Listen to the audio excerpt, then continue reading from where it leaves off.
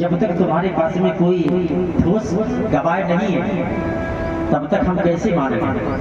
तुम्हारे पास में कोई ना कोई गवाह है जिसके सामने तुमने पैसा दिया हो या पैसा लिया हो।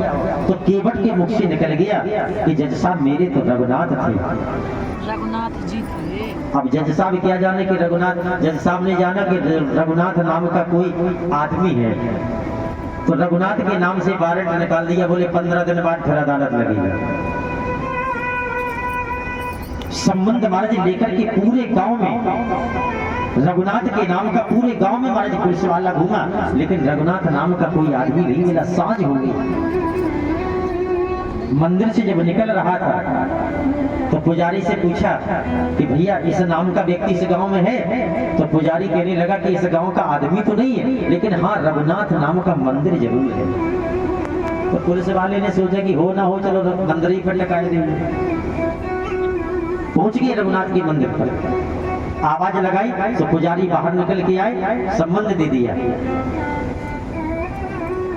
पुजारी ने जैसे ही महाराज उससे पढ़ा तो केवट का नाम लिखा था। तो पुजारी की आंखों से आंसू निकल आया। बिहारी के मंदिर में पहुंचा पुजारी और कहने लगा कि प्रभु जब से हम मंदिर पर आए हैं तब से हमने देखा कि आपके मंदिर में चढ़ावा आता है, माला आती है, वस्त्र आते हैं, धन दौलत सब कुछ चढ़ाया जाता है। लेकिन आज गोविंद पहली बार देख रहे कि आपके नाम का वारंट भी आया है, संबंध भी आया है। लेकिन भगवान क्योंकि केवट ने निष्काम भाव से आपके मंदिर में सेवा की है और आज आप केवट के गवाह बनकर के नहीं गए तो दुनिया वालों के ऊपर से तेरा विश्वास हट जाएगा, तेरे ऊपर कोई विश्वास नहीं करेगा। चरणों में महाराज संबंध रख दिया। धीरे धीरे 15 दिन व्यतीत हुए। गांव में अदालत लगाई। पूरा गांव इकट्ठा है। जज साहब कुर्सी पर बैठे हैं। केवट पहुंच गया। जज साहब कहने लगे कि भैया केवट तुम्हारा गवाह रघुनाथ कहाँ है। तो केवट ने कह दिया कि यहीं कहीं घूम रहे हो, क्योंकि ये बिल्कुल सत्य कह रहा है। बोले दिखाई नहीं दे रहे। बोले महाराज ऐसे दिखाई नहीं देते, जब तक बुलाओगे नहीं तब तक कैसे दिखाई देंगे। तो संतरी ने आवाज लगाई कि रघुनाथ का गवाह, रघुनाथ नाम का गवाह हाजिर हो। एक 60 वर्ष के पुरुष का स्वरूप लेकर के, हाथ में डंडा लेकर के प्रभु महाराज प्रकट हो गए। कमर झुकी है और कटारा में जाकर के खड़े हो गए। जज साहब कहने लगे कि आपका ही नाम रघुनाथ है। तो भगवान ने हाथ जोड़ दिए। बोले हाँ मालिक, हमारे ही नाम रघुनाथ है। बोले ये बताओ जब केवट ने पैसा लिया था तो क्या तुम्हारे सामने लिया था। बोले हाँ हमारे सामने लिया। और बोले जब पैसा दिया तो तुम्हारे सामने दिया। बोले हाँ हमारे सामने दिया। बोले तुम्हारे पास में कोई सबूत है। रघुनाथ कहने लगे कि जज साहब इस साहूकार ने एक पर्ची दी थी और उस पर्ची में पूरा हिसाब चुकता लिखा है और नीचे हस्ताक्षर है। बोले वो पर्ची कहाँ है। तो बोले साहूकार का रजिस्टर नंबर 15 मंगवाइए और 21वें पेज पर देखिए उसमें पर्ची रखी है। जज साहब ने विचार किया कि ऐसा आज तक मेरी लाइफ में गवाह नहीं आया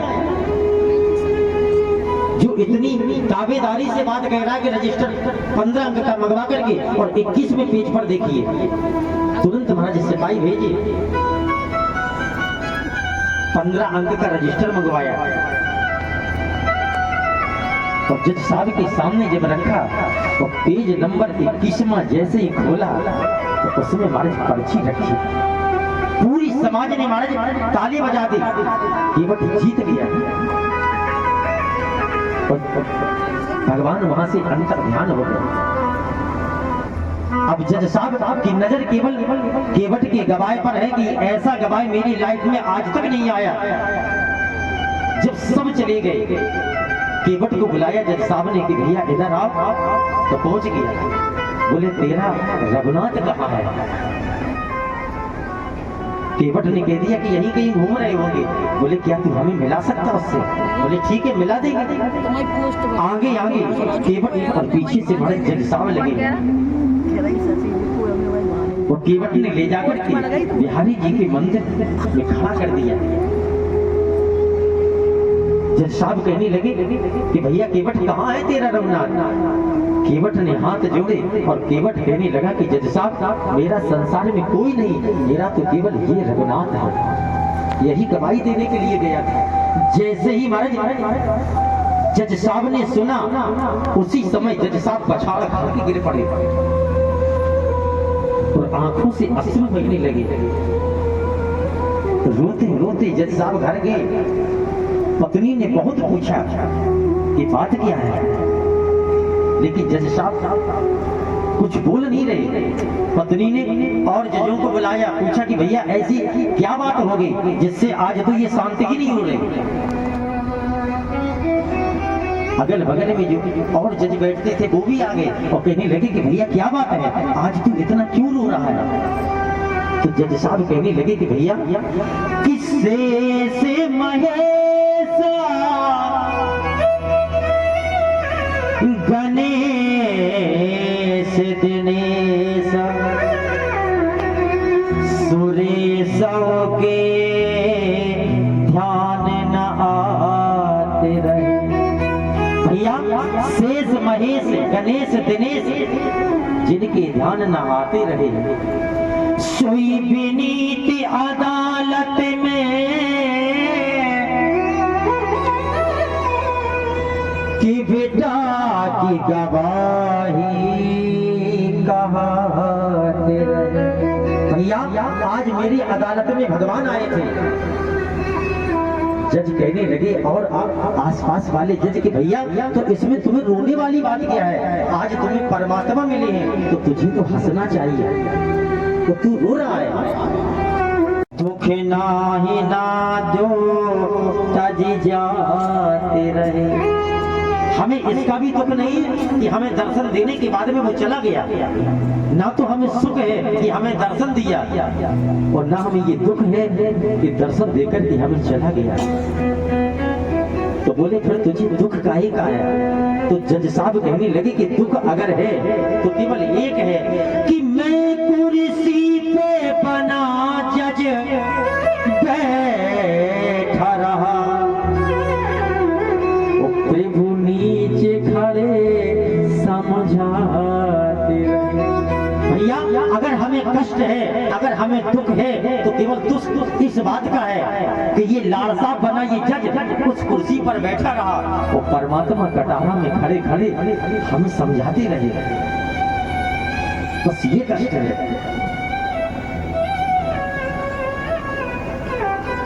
कि मैं कुर्सी पे बना जज बैठा रहा, प्रभु नीचे खड़े समझाते रहे। तो ऐसी नौकरी करने से क्या लाभ है कि जिस कुर्सी पर बैठने के बाद में आज अगर मैंने परमात्मा को नहीं पहचान पाया तो ऐसी कुर्सी को हम लात मारते हैं, इसी कहते हैं बैराग। क्योंकि कुर्सी जब मिल जाती है तो प्यारे अपमान आ ही जाता है। तो ऐसा ना हो, क्योंकि आप लोग भी नौकरी करने वाले व्यक्ति हैं।